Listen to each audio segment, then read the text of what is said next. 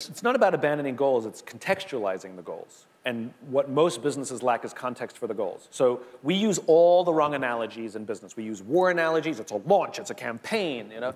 We use sports analogies, you know, it's fourth and goal, and like, we gotta, you know, and they're all finite constructions. We need to start thinking of business like a lifestyle, right? Think of it more like health. Like, I want to be healthy. What does it take to be healthy? Well, you have to exercise, you have to eat right, you have to nurture personal relationships, you have to get enough sleep. There's probably 30 other things. You can't do all of these things perfectly all the time. It's a striving. Well, what you have to do well in business. You need good product, you need good service, you need good leadership. So you can't do all those things perfectly all the time. It's a striving.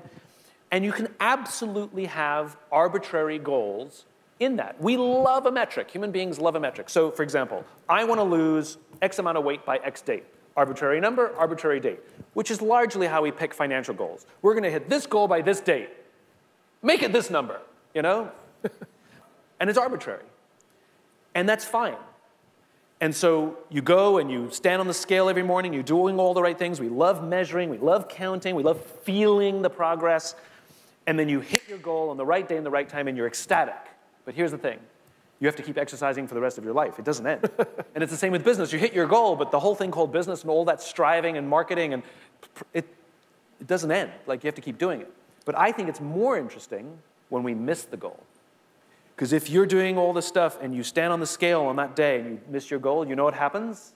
You keep working out. Nothing happens, right? And what's more important is the trend.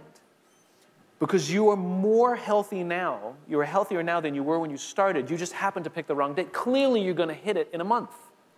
And I think what we as companies need to start doing is, first of all, contextualizing the goal. The reason we need to hit this goal is because it helps us build towards that bigger vision. Yep.